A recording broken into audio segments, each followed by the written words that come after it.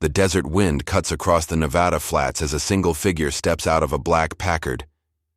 Benjamin "Bugsy" Siegel, dressed in a tailored suit far too fine for the landscape, squints against the sun. All around him, there's nothing, just sand, scrub, and the faint hum of power lines. But in Siegel's mind, he sees what others can't: a city of lights. In 1945, Las Vegas is little more than a cluster of motels and a handful of small casinos lining Fremont Street. The town's population hovers around 8,000. It's a dusty stop between Los Angeles and Salt Lake City, a place for ranchers and railroad workers. Gambling is legal, yes, but the profits are modest and the infrastructure primitive. To the mob, that means opportunity. Meyer Lansky, the soft-spoken accountant of organized crime, had been looking for a new frontier since Prohibition ended. Bootlegging had made the syndicate rich, but now the feds were closing in on rackets across the East Coast. Illegal gambling dens were risky, horse tracks were heavily taxed, and labor racketeering was drawing heat. Lansky saw Las Vegas as the future, a place where gambling was legal, but regulation was weak and oversight was almost non-existent. Lansky pitches the idea to his friend Siegel, a charismatic enforcer from the New York underworld. Siegel's reputation stretches from coast to coast, a killer with movie star looks and Hollywood connections. He's already moved to California, mingling with actors and studio executives while quietly running mob operations in Beverly Hills and the Sunset Strip. Siegel is ambitious. When Lansky describes Vegas as a blank canvas, Siegel sees himself not as a gangster, but as a visionary. He wants to build a luxury casino, something elegant, glamorous, unlike anything the desert has ever seen. He calls it the Flamingo. But behind the dream, the money comes from familiar hands. The project is financed by a network of mob bosses and silent partners from across the country. Lansky in Florida, Frank Costello in New York, Joe Adonis in New Jersey, and the Chicago outfit under Tony Accardo. They funnel millions into the project through hidden investors and fronts. The idea is simple: build a casino that looks legitimate on the outside, but secretly skims cash for the families. To the IRS, it's just another business. To the mob, it's a gold mine in plain sight. Siegel begins construction in 1945, but the desert proves unforgiving. Costs skyrocket, contractors overcharge. Siegel's impatience and temper push workers away. Originally budgeted for $1 million, the Flamingo eventually costs over $6 million, an astronomical sum for the time. Rumors spread that Siegel is skimming from his own investors. In the underworld, that's a death sentence. By late 1946, tempers are flaring in New York and Chicago. Lansky defends Siegel. "Give him time," he tells the other bosses. "When it opens, it'll make us all rich." The grand opening arrives on December 26, 1946. The Flamingo's pink neon sign blazes against the night sky. Celebrities from Los Angeles fly in: Clark Gable, Lana Turner, Judy Garland. But a rare winter storm rolls through the desert, keeping most guests away. The casino loses thousands in a single weekend. 3 months later, the casino closes, then reopens again after renovations. This time, it starts turning a profit. The vision is working, but for Siegel, it's too late. On the night of June 20th, 1947, Bugsy Siegel sits in the Beverly Hills home of his girlfriend, Virginia Hill. He reads the Los Angeles Times, a cigarette in his hand. Through the open window, a rifle barrel emerges from the dark. A series of shots ring out. Siegel slumps back, killed instantly. The murder sends a shockwave through both Hollywood and the underworld. But the message is clear. The Flamingo no longer belongs to Bugsy. Within hours of his death, mob associates take control of the property. Yet even in death, Siegel's vision survives. The Flamingo becomes profitable within a year. More importantly, it proves something to the syndicate. Casinos in Las Vegas can generate steady, enormous, and, crucially, legal income. Meyer Lansky, always the strategist, sees the potential immediately. "This is it," he reportedly tells associates. "We don't have to hide anymore. The money will come to us." Throughout the late 1940s and early 1950s, the mob quietly infiltrates the desert city. They move through fronts, investors, and corrupt officials. The Desert Inn, Sahara, Stardust, and Tropicana rise one after another. each financed in part by organized crime. Behind every glittering facade stands a network of silent partners, men whose names never appear on the deeds, but whose hands control the cash flow. Vegas begins to change. Air-conditioned resorts replace dusty motels. High rollers from Los Angeles and Chicago fly in on private planes. The desert that once killed dreams now gives birth to an empire. But the more money flows in, the more dangerous it becomes to manage. The syndicate needs a way to fund expansion without using its own risky cash, a way to launder millions into these projects under legitimate pretenses. That solution will come from an unlikely ally, the labor unions. And at the heart of it all is one man, Jimmy Hoffa, whose Teamsters pension fund will soon bankroll the mob's desert kingdom. Chapter 1. The Desert Deal. The desert wind cuts across the Nevada flats as a single figure steps out of a black Packard.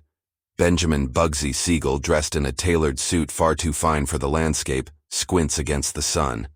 All around him, there's nothing. Just sand, scrub, and the faint hum of power lines. But in Siegel's mind, he sees what others can't. A city of lights. In 1945, Las Vegas is little more than a cluster of motels and a handful of small casinos lining Fremont Street. The town's population hovers around 8,000. It's a dusty stop between Los Angeles and Salt Lake City, a place for ranchers and railroad workers. Gambling is legal, yes, but the profits are modest and the infrastructure primitive. To the mob, that means opportunity. Meyer Lansky, the soft-spoken accountant of organized crime, had been looking for a new frontier since Prohibition ended. Bootlegging had made the syndicate rich, but now the feds were closing in on rackets across the East Coast. Illegal gambling dens were risky, horse tracks were heavily taxed, and labor racketeering was drawing heat. Lansky saw Las Vegas as the future, a place where gambling was legal, but regulation was weak, and oversight was almost non-existent. Lansky pitches the idea to his friend Siegel, a charismatic enforcer from the New York underworld. Siegel's reputation stretches from coast to coast, a killer with movie star looks and Hollywood connections. He's already moved to California, mingling with actors and studio executives while quietly running mob operations in Beverly Hills and the Sunset Strip. Siegel is ambitious. When Lansky describes Vegas as a blank canvas, Siegel sees himself not as a gangster, but as a visionary. He wants to build a luxury casino, something elegant, glamorous, unlike anything the desert has ever seen. He calls it the Flamingo. But behind the dream, the money comes from familiar hands. The project is financed by a network of mob bosses and silent partners from across the country. Lansky in Florida, Frank Costello in New York, Joe Adonis in New Jersey, and the Chicago outfit under Tony Accardo. They funnel millions into the project through hidden investors and fronts. The idea is simple. Build a casino that looks legitimate on the outside, but secretly skims cash for the families. To the IRS, it's just another business. To the mob, it's a gold mine in plain sight. Siegel begins construction in 1945, but the desert proves unforgiving. Costs skyrocket. Contractors overcharge. Siegel's impatience and temper push workers away. Originally budgeted for $1 million, the Flamingo eventually costs over $6 million. An astronomical sum for the time. Rumors spread that Siegel is skimming from his own investors. In the underworld, that's a death sentence. By late 1946, tempers are flaring in New York and Chicago. Lansky defends Siegel. Give him time, he tells the other bosses. When it opens, it'll make us all rich. The grand opening arrives on December 26, 1946. The Flamingo's pink neon sign blazes against the night sky. Celebrities from Los Angeles fly in. Clark Gable, Lana Turner, Judy Garland. But a rare winter storm rolls through the desert, keeping most guests away. The casino loses thousands in a single weekend. 3 months later, the casino closes, then reopens again after renovations. This time, it starts turning a profit. The vision is working, but for Siegel, it's too late. On the night of June 20th, 1947, Bugsy Siegel sits in the Beverly Hills home of his girlfriend, Virginia Hill. He reads the Los Angeles Times, a cigarette in his hand. Through the open window, a rifle barrel emerges from the dark. A series of shots ring out. Siegel slumps back, killed instantly. The murder sends a shockwave through both Hollywood and the underworld. But the message is clear. The Flamingo no longer belongs to Bugsy. Within hours of his death, mob associates take control of the property. Yet even in death, Siegel's vision survives. The Flamingo becomes profitable within a year. More importantly, it proves something to the syndicate. Casinos in Las Vegas can generate steady, enormous, and, crucially, legal income. Meyer Lansky, always the strategist, sees the potential immediately. "This is it," he reportedly tells associates. "We don't have to hide anymore. The money will come to us." Throughout the late 1940s and early 1950s, the mob quietly infiltrates the desert city. They move through fronts, investors, and corrupt officials. The Desert Inn, Sahara, Stardust, and Tropicana rise one after another, each financed in part by organized crime. Behind every glittering facade stands a network of silent partners, men whose names never appear on the deeds, but whose hands control the cash flow. Vegas begins to change. Air-conditioned resorts replace dusty motels. High rollers from Los Angeles and Chicago fly in on private planes. The desert that once killed dreams now gives birth to an empire. But the more money flows in, the more dangerous it becomes to manage. The syndicate needs a way to fund expansion without using its own risky cash, a way to launder millions into these projects under legitimate pretenses. That solution will come from an unlikely ally, the labor unions. And at the heart of it all is one man, Jimmy Hoffa, whose Teamsters pension fund will soon bankroll the mob's desert kingdom. Chapter 2. Money that wasn't theirs. By the early 1950s, Las Vegas glows like a beacon in the desert. The Flamingo, the Desert Inn, the Sahara, and the Sands are now fully operational and profitable. The mob has done what no city planner or corporate investor dared to do: turn a patch of sand into a billion-dollar attraction. But building an empire takes more than ambition. It takes money. And the mob supply is running thin. Enter James Riddle Hoffa, the powerful and ambitious leader of the International Brotherhood of Teamsters. A short, stocky man with sharp eyes and a bulldog's demeanor, Hoffa has turned the Teamsters into one of America's largest labor unions, representing over 2 million truckers, dock workers, and warehousemen.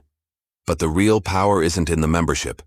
It's in the Central States Pension Fund, a massive reserve of worker retirement savings worth hundreds of millions of dollars. To the mob, that fund looks like a gold mine. Hoffa isn't a gangster, but he understands power. He knows that making friends with organized crime ensures that the trucks keep running, the strikes stay peaceful, and his position remains untouchable. "If you've got the guts," he once said, "you make your own rules." Through intermediaries like Alan Dorfman, an insurance executive with mob ties, and Morris Schenker, Hoffa's personal lawyer, the Teamsters begin quietly loaning millions from the pension fund to mob-connected businessmen. On paper, the money goes to finance hotels, resorts, and development projects. In reality, it bankrolls Las Vegas casinos. Between 1952 and 1960, more than $200 million in Teamster loans are funneled into the desert. The Desert Inn, Sands, Stardust, Tropicana, and Fremont all benefit from these loans. Most of the borrowers are fronts, legitimate names hiding the same familiar faces from Chicago, Kansas City, and Cleveland. The genius of this scheme lies in its legitimacy. Every dollar is documented, every payment is legal. But behind the paperwork, each loan is a handshake deal between Hoffa's men and the Mafia. In exchange for access to the fund, mob families guarantee Hoffa their support within the labor movement. If local unions get rebellious, the mob sends muscle to keep them in line. If politicians get too curious, they get campaign donations or threats. The Chicago outfit, led by Tony Joe Batters Accardo, takes the lead in exploiting the scheme. His lieutenant, Sam Giancana, oversees the outfit's Las Vegas investments, ensuring the right people get paid and the skim continues.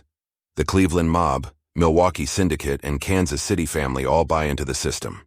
To outsiders, the casinos look clean: plush carpets, tuxedo dealers, and perfectly balanced books. But in the counting rooms, the real numbers tell a different story. Cash is quietly siphoned from the top of the night's earnings, off the count, before it ever touches the books.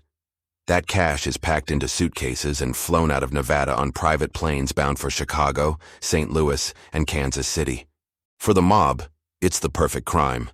The government can't trace unrecorded money. The casinos show steady profit. The Teamsters receive regular loan repayments, and no one dares ask too many questions. But a few people notice. The FBI, under Director J. Edgar Hoover, had long avoided investigating the Mafia, partly out of disbelief, partly out of politics. But as Hoover's image as America's top cop begins to falter, federal agents quietly start looking at the growing connection between organized labor and the desert casinos. They notice the pattern. Every major casino loan comes from the same fund, and every borrower has shadow investors with criminal histories. Yet, without a federal law against organized crime conspiracies, there's little they can do. Meanwhile, inside the mob, tensions simmer. The Teamster money has made the casinos richer, but also more competitive. Each family wants a bigger slice of the skim. In Las Vegas, Frank "Lefty" Rosenthal begins to rise. A Chicago-born bookmaker and numbers genius, Rosenthal understands odds better than anyone in the outfit.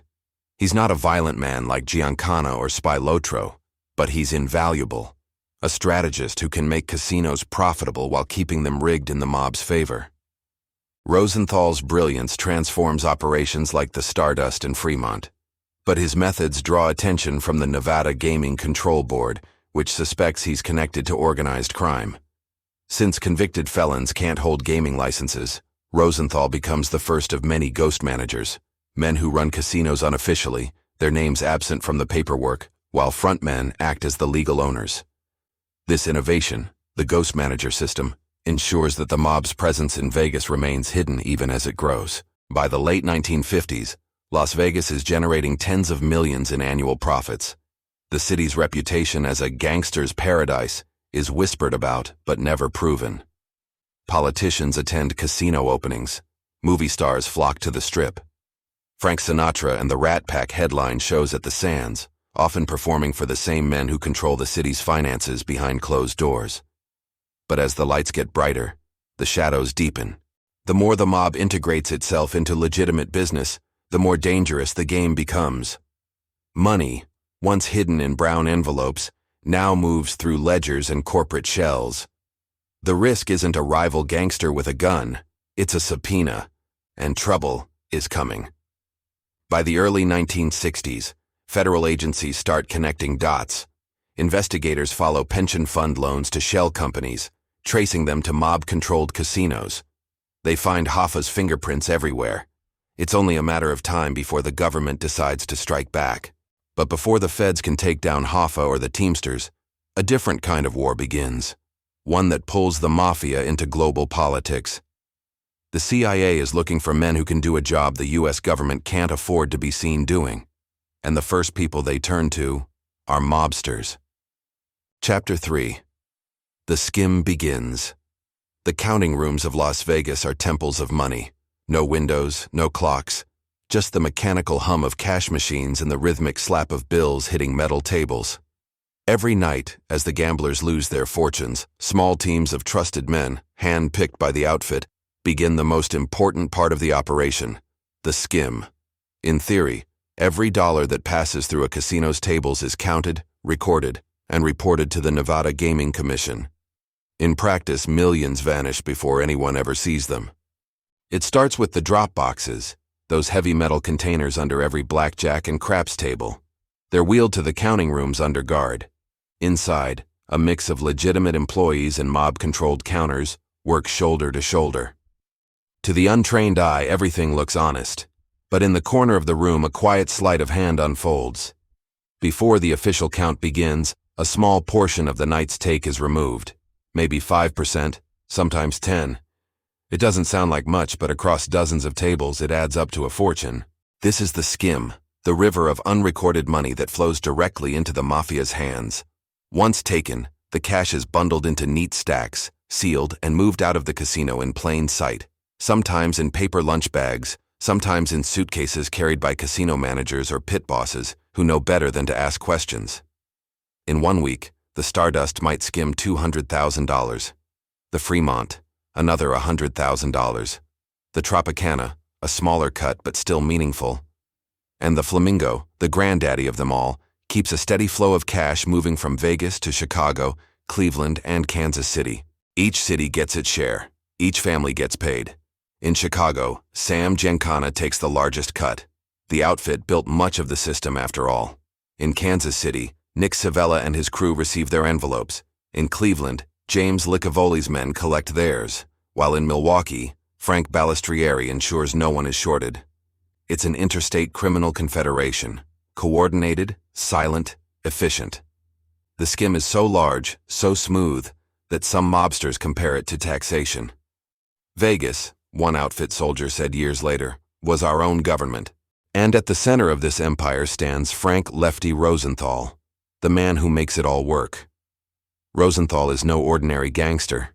He's brilliant, obsessive, and utterly without fear. He's also one of the best sports handicappers in America, with a near photographic memory for odds. He runs the Stardust, the Fremont, and the Hacienda, all controlled by the outfit through frontmen. He knows the books, the dealers, and the security cameras. More importantly, he knows how to make every inch of the operation look clean. Under Rosenthal's management, the Stardust becomes one of the most profitable casinos in Las Vegas history. He introduces new betting systems, tighter control of pit bosses, and improved methods for moving skimmed cash. Every dollar that disappears is carefully timed and documented internally, though, of course, never officially. By the early 1970s, the mob is pulling millions per year in untaxed, untraceable income from Las Vegas. The process is simple, but brilliant.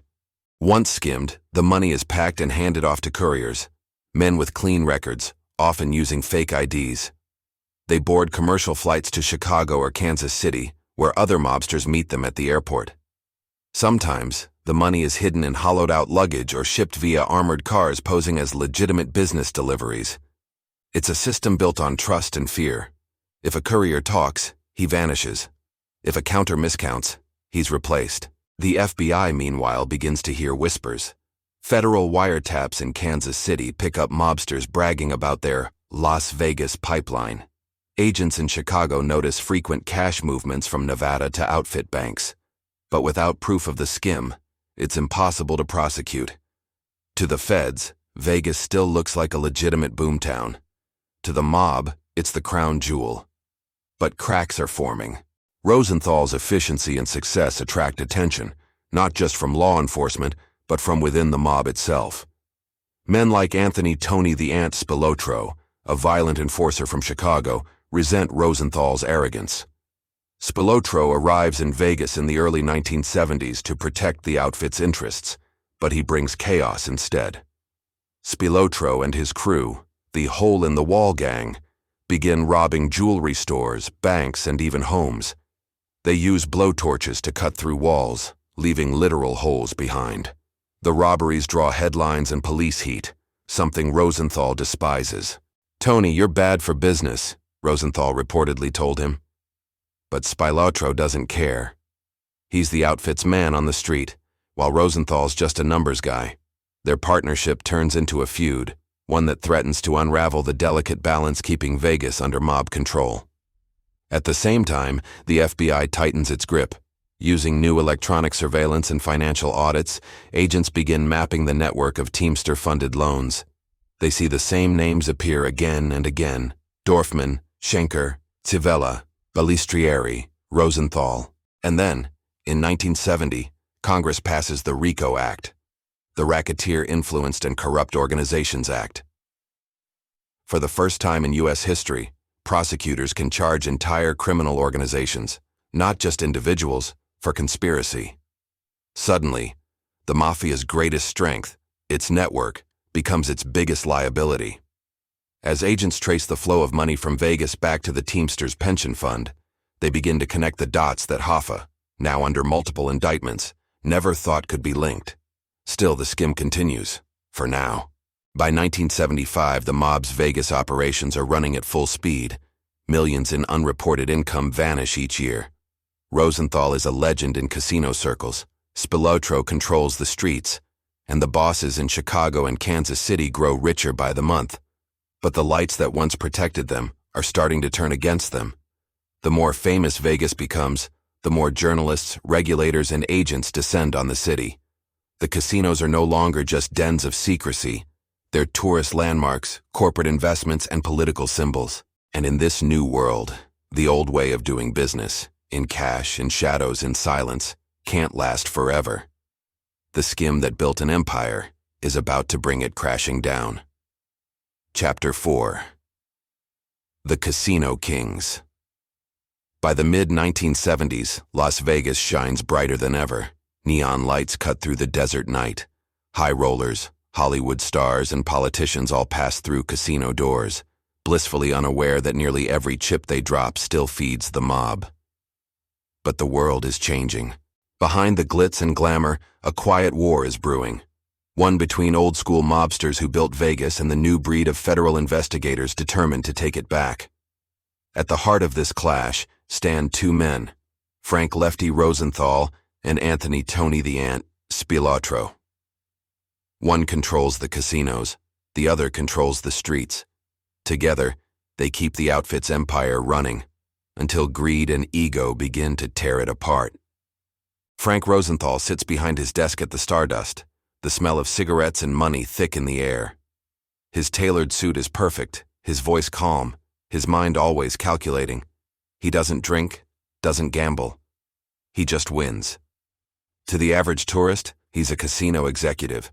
To the insiders, he's the brain behind the skim, the man who makes sure millions flow smoothly from the counting room to the mob bosses back east. He doesn't technically own the casinos. The Nevada Gaming Control Board would never allow that. His name doesn't appear on any license. Instead, the owners of record are frontmen, respectable businessmen with clean backgrounds but deep mob ties. Still, everyone knows who's really in charge. When dealers make mistakes, Rosenthal fires them himself. When pit bosses let high rollers cheat, he bans them for life. His attention to detail is obsessive. Every payout, every light bulb, every waitress uniform is monitored. He transforms the Stardust into a money-making machine. Under his watch, casino profits triple. He introduces innovations like the first sportsbook inside a casino, giving gamblers a legal way to bet on games, and giving the mob a new stream of cash to skim. But Lefty's success creates enemies. Anthony Spilotro doesn't like taking orders. Sent from Chicago to protect the outfit's interests, Spilotro is a street killer, short, violent, and unpredictable. In his mind, he's the enforcer, not Rosenthal's bodyguard. He builds his own operation, fencing stolen jewelry, running burglaries, and using his reputation to intimidate anyone who crosses him. The locals start calling him Tony the Ant.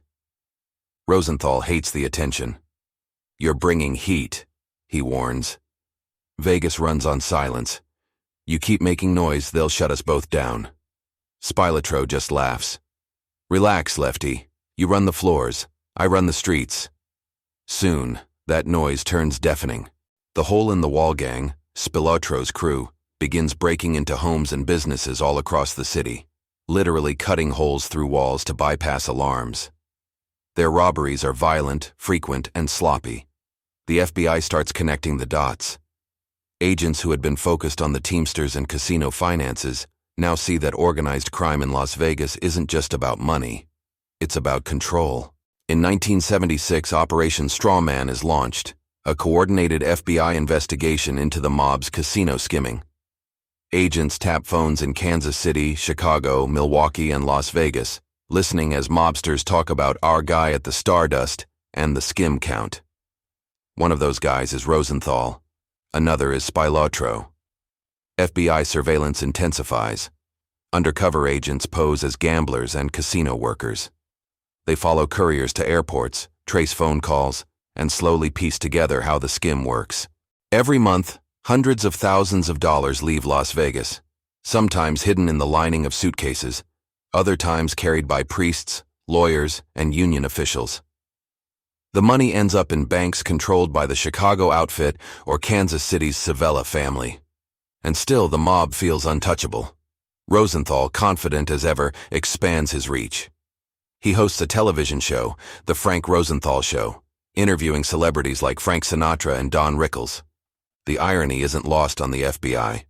The man running an illegal casino empire is now a public figure, smiling into TV cameras. Spilotro, meanwhile, becomes even more reckless. He begins an affair with Rosenthal's glamorous wife, Gary McGee, a former showgirl. Their relationship ignites a dangerous personal feud between the two men. "You don't touch another man's wife," one Chicago soldier warns Spilotro. But Tony's pride is uncontrollable. He keeps flaunting his power, spending money, starting fights, and drawing unwanted attention from law enforcement and from his own bosses. In 1978, the Nevada Gaming Commission finally strikes back. After years of investigation, they hold a hearing to decide whether Rosenthal can continue working in Las Vegas casinos. Rosenthal walks in cool and collected. Cameras flash. Reporters crowd around. The chairman asks, "Mr. Rosenthal, are you aware of your associations with known organized crime figures?" Rosenthal doesn't blink. "I associate with a lot of people," he replies. "That doesn't make me a criminal." The commission doesn't buy it. He's banned from operating casinos in Nevada for life. To the FBI, it's validation. To the mob, it's a warning shot. Rosenthal's empire begins to crumble. He's still rich, still connected, but the control he once had is slipping. The outfit bosses back east, men like Joseph Ayupa and Tony Accardo, are furious. The skim is slowing and the FBI is closing in. Then comes the unthinkable. In October 1982, Rosenthal leaves a restaurant in Las Vegas, steps into his Cadillac, and turns the key. The car explodes. A fireball lights up the night. The doors blow off, glass rains down, and bystanders scream. Miraculously, Rosenthal survives, thrown clear by the blast. He suffers burns and injuries but lives to tell the tale. The message, however, is clear. The mob has turned on him. Investigators never officially solve the case, but everyone knows who ordered it. The outfit doesn't tolerate liability. And Rosenthal, with his arrogance, his TV fame, and his feud with Spilotro, had become exactly that. By the early 1980s, the era of the casino kings is ending. The skim operations unravel under federal pressure. Wiretaps lead to indictments in Kansas City, Chicago, and Milwaukee. Teamster officials are arrested. Casino licenses are revoked. One by one, the old mob-run casinos fall under corporate control. Wall Street replaces the underworld. The days of silent partners and unrecorded cash are gone. In their place come accountants, shareholders, and board meetings. Vegas, the mob's desert empire, is slipping away. But for the men who built it, for Rosenthal, for Spilotro, for Giancana and Hoffa before them, the story isn't over yet. The collapse of the skim won't just destroy their fortunes, it will destroy their lives. Chapter 5. The Fall of the Outfit. By 1983, the mob's grip on Las Vegas is slipping, but the danger remains. The FBI has sharpened its focus, and the once invisible empire is now under constant surveillance. Wiretaps, informants, and financial audits expose the skeletal framework of a criminal network that has operated in plain sight for decades. Frank Rosenthal, once untouchable, is now a marked man. The assassination attempt from the previous year left scars, both physical and psychological. The outfit in Chicago and its partners in Kansas City and Milwaukee are under pressure. The federal government has begun using the RICO Act, which allows prosecutors to indict entire organizations for patterns of criminal activity. No mobster is safe anymore. Meanwhile, Anthony Spilotro continues his reckless streak.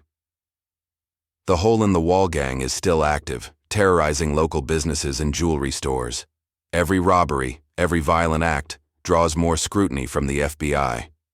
The Chicago bosses worry that Tony's ego and lack of discipline will compromise their entire operation. Inside the casinos, Rosenthal faces the impossible task of maintaining profitability while avoiding scrutiny. He becomes increasingly paranoid. Every knock at the office door, every late-night call, feels like a threat. The money still flows, but the flow is interrupted by federal audits and internal disputes. In 1983, The FBI targets the Teamsters Central States Pension Fund. Using informants and surveillance, they trace loans that were secretly funneled into Las Vegas casinos. Evidence mounts that the pension fund money, nominally legal, is being used to finance organized crime-controlled operations. Hoffa's legacy of collusion now becomes the government's weapon. Court cases begin.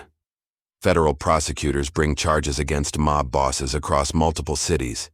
Joseph Ayupa, Chicago's outfit boss, and Nick Savella of Kansas City are indicted on RICO and conspiracy charges. Frank Balistrieri, Milwaukee's leader, faces similar charges. The case files contain detailed documentation of skimmed profits, money transfers, and coded communications, evidence that would have been impossible without modern surveillance technology. Rosenthal, who once managed casinos as if they were chessboards, watches as the system he perfected unravels. Corporate attorneys replace mob enforcers. Compliance officers replace ghost managers. The illegal skim, which generated millions annually, collapses almost overnight. Even Spilotro is not immune. In 1986, after years of violent crime and increasing visibility, he is indicted for racketeering, murder, and extortion. Without the protection of blind bosses, he becomes a liability. The FBI and Nevada authorities move swiftly, and within months, his empire of fear crumbles. Las Vegas, the city built on mob money, begins a transformation. Wall Street investment replaces criminal investment. Megacorporations acquire the once underworld casinos, bringing with them transparency, regulation, and corporate oversight. The mob's ability to skim cash, the backbone of their empire, is destroyed. Public perception also shifts. The sensational stories of the Rat Pack, the mob-controlled casinos, and daring robberies fade into nostalgia.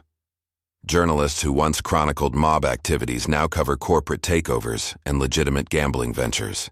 Yet the legacy of the Mafia in Las Vegas remains undeniable. They took a desert town and made it a global destination. They built infrastructure, popularized high-stakes gambling, and created the blueprint for modern casino operations. Without their risky, shadowy financing, Las Vegas might never have become the City of Lights. Meanwhile, federal law enforcement gains a blueprint for tackling organized crime. The RICO Act, combined with wiretaps, surveillance, and financial audits, allows prosecutors to take down entire criminal networks rather than just individual actors. Las Vegas becomes a case study in the decline of mob power and the rise of federal authority.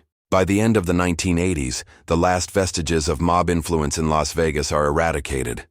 Rosenthal is living quietly, Spilotro is imprisoned, and the old bosses are either dead or serving long federal sentences. The city itself has moved on. But the scars of the Mafia era, both physical and cultural, remain. The casinos continue to thrive, now fully legitimate. But the stories of secretive skims, hidden cash flows, and mob strategy persist in legend. The mob's genius in blending criminal enterprise with legitimate business serves as a cautionary tale for law enforcement and entrepreneurs alike. Las Vegas, once a playground for gangsters and gamblers, now embodies the intersection of risk, regulation, and capitalism. But for those who remember, the era of the Mafia remains vivid. The secret rooms, the untraceable cash, the meticulous accounting, and the ever-present shadow of fear and respect. The fall of the outfit in Las Vegas is not just the collapse of a criminal enterprise. It is the end of an era, the closing chapter of a story where ambition, violence, and brilliance intertwine to shape one of America's most iconic cities. Chapter 6. The End of an Era. By the late 1980s, the neon lights of Las Vegas no longer hide shadows of organized crime. The casinos hum with activity, but the men who once ruled them, Sam Giancana, Tony Accardo, Frank Rosenthal, Anthony Spilotro, are either dead, imprisoned, or exiled from the Strip. The mob's grip has been broken, but the story of its rise and fall in Vegas is a study in ambition, audacity, and miscalculation. At the center of this collapse is Frank Rosenthal, who survived a car bomb in 1982 but never truly returned to power. Once the most brilliant operator on the Strip, he finds himself stripped of authority. The Nevada Gaming Commission bans him from casinos, and federal investigations threaten every move he makes. Rosenthal retreats into a quieter life, though the shadow of his past looms large. For him, the empire he built was more than money. It was control, strategy, and ingenuity. "If you know the numbers and the men, you control the city," he would later remark. But with the legal authorities closing in, even his genius cannot outmaneuver the combined weight of federal law. Meanwhile, Anthony Spilotro faces his reckoning. The FBI, in collaboration with Nevada law enforcement, has been meticulously mapping the hole in the wall gang's activities. From jewelry store robberies to loan sharking and extortion, the evidence against Spilotro is overwhelming. In 1986, he is indicted on multiple counts, including racketeering and murder. Spilotro's downfall is a stark contrast to his earlier reign. The very violence that once made him feared now becomes the evidence that destroys him. Associates who once followed him without question begin cooperating with authorities, testifying against their former leader in exchange for leniency. In Chicago, the outfit's leadership is also in crisis. Joseph Ayupa, Sam Battaglia, and other top bosses face RICO charges, marking the first time that federal authorities can indict an entire criminal network instead of chasing isolated acts of crime. The decades-long culture of secrecy, the backbone of the Mafia, is shattered. The federal government's success is built on surveillance, wiretaps, and financial investigations.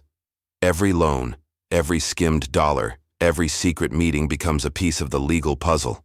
Agents track money from Teamster pension fund loans to shell corporations and back into mob-controlled casinos. They uncover the intricate web of influence that connected labor unions, organized crime, and legitimate businesses across state lines. Even the legendary Sam Giancana, though assassinated in 1975, becomes a symbol of the mob's fading power. His death underscores the risks of high-level criminal operations, particularly when intertwined with political and international intrigue. The decline of mob influence in Las Vegas is as much a result of internal flaws as external pressure. Infighting, arrogance, and reckless violence erode the organization from within. Men like Spilotro overreach. Rosenthal, despite brilliance, cannot shield himself from the consequences of visibility. And Hoffa's pension fund, once a vital source of funding, draws federal attention that no one can ignore. As Las Vegas transforms into a corporate city of entertainment, the mob's former empire is absorbed by legitimate investors. Wall Street companies buy the Strip, implementing transparency and regulation that make illicit skimming impossible. Casinos evolve into high-profit businesses without the need for clandestine operations. Yet, the legacy of the mob remains ingrained in the city's identity. The original resorts they financed, the showrooms they influenced, and the methods they devised for discreet cash flow continue to inspire both criminal folklore and cultural fascination. Films, books, and documentaries chronicle the audacity of these men and the empire they built in the desert. By the end of the 1980s, Las Vegas is unrecognizable compared to its mid-century incarnation. The mob is gone, but its fingerprints linger. In the architecture, the management strategies, and the cautionary tales told among law enforcement and criminal circles alike. The end of the mob's Las Vegas era also signals a turning point in American organized crime. The RICO Act has proven effective. Federal authorities now understand that dismantling the hierarchy, exposing financial networks, and flipping insiders are the most powerful tools against entrenched criminal organizations. For Frank Rosenthal, Anthony Spilotro, and their contemporaries, the glory days are over. The risk, the thrill, the quiet genius of skimming millions off casino floors, all of it belongs to history. The empire they built in secrecy, operating at the intersection of legality and lawlessness, has been eclipsed by transparency and corporate oversight.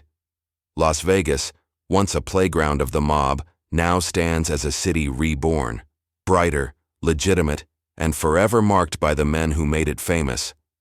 Yet in every neon glow and whispered legend, the story of the casino kings endures, a testament to ambition, ingenuity, and the inevitable consequences of overreach. Chapter 7. Legacy and Lessons. Even as the mob retreats from Las Vegas, its legacy endures, in ways both tangible and cultural. The casinos remain, but the men who built them are now part of legend. For federal authorities, the collapse of organized crime in Vegas provides a blueprint. For the public, it becomes a story of audacity, violence, and genius intertwined. Frank "Lefty" Rosenthal fades into a quieter life, but never truly disappears from the narrative of Las Vegas. He remains a figure of fascination, the man who ran casinos like a chessboard, calculating every move. Employees remember him for his brilliance, his obsession with numbers, and his almost obsessive attention to detail. Yet Rosenthal also serves as a cautionary tale. Visibility brings risk, and even the cleverest strategist can be targeted by the very system he serves. Anthony Spilotro, on the other hand, embodies the perils of recklessness. The hole-in-the-wall gang's violent methods, once tolerated as a means of enforcing control, ultimately become their undoing. Informants, federal agents, and rival mobsters exploit his ego and disregard for caution. Spilotro's arrest and eventual death cement the lesson. The mob's empire is only as strong as the discipline of its members. The collapse of the outfit in Las Vegas also highlights the power of legal innovation. The RICO Act proves transformative. For the first time, prosecutors can indict entire criminal organizations rather than isolated actors. They can trace financial flows across state lines, connect seemingly unrelated crimes, and flip insiders for testimony. The law is designed to dismantle hierarchies, and in Las Vegas, it succeeds. The Teamsters pension fund, once a key instrument in casino financing, becomes a symbol of both power and vulnerability. Without oversight, the pension loans allowed the mob to build a desert empire. With oversight, those same loans expose the entire network to federal scrutiny. It is a stark example of how even seemingly legitimate structures can be weaponized by organized crime, and how they can equally serve justice when monitored. Beyond the law, Las Vegas itself carries the mob's imprint. The design of casinos, the sophistication of betting systems, and the structure of hospitality management all owe something to the men who operated under secrecy. While the money flows are now regulated, the operational genius developed by the mob persists in the industry. Culturally, the mob's Vegas era is immortalized in films, books, and documentaries. The story of Frank Rosenthal, Tony Spilotro, and the skimming empire captivates audiences because it blends brilliance with danger, innovation with risk. Journalists recount their exploits with a mixture of awe and horror. The city itself markets the legend. Tours, exhibits, and stories about the golden age of organized crime attract millions of visitors every year. The lessons are clear. Discipline, secrecy, and strategic thinking can create extraordinary power, but arrogance, violence, and overexposure can destroy it. The mob's methods in Vegas provide a case study in both success and failure. Federal authorities, learning from these operations, adapt their tactics. The lessons in surveillance, financial tracing, and organized crime prosecution become integral to law enforcement training nationwide. Future operations against other crime families leverage the tools and strategies first honed in Las Vegas. Even decades later, the story resonates because it is fundamentally human. Ambition, greed, loyalty, fear, and betrayal are universal themes. The men who built the mob's Las Vegas empire were brilliant, flawed, and audacious. Their story a mirror to broader societal dynamics of power, opportunity, and consequence. By the 1990s, Las Vegas has fully transformed. Corporate boards run the casinos. Laws are enforced rigorously. The neon lights shine brighter, the crowds are larger, and the money flows openly. Yet every corner of the Strip carries whispers of its shadowed past. Visitors may never know the stories of hidden cash, secret rooms, or the men who once ruled with both brains and brutality. But those who study the history understand that Las Vegas, as we know it today, is inseparable from the empire the mob built, and the empire they lost. The rise and fall of organized crime in Las Vegas teaches enduring lessons. Innovation without ethics is vulnerable, power unguarded is temporary, and even the cleverest strategy can be undone by human weakness. Ultimately, the mob's era in Las Vegas ends not with a dramatic explosion or a bloody shootout, but with the inevitability of accountability and the slow triumph of law and order. The empire of shadows fades, leaving behind a city forever shaped by the audacity, ingenuity, and flaws of the men who dared to run it. The story concludes not with an epilogue, but with reflection. The casino kings are gone, but their legend endures, a lesson in ambition, caution, and the fine line between genius and ruin.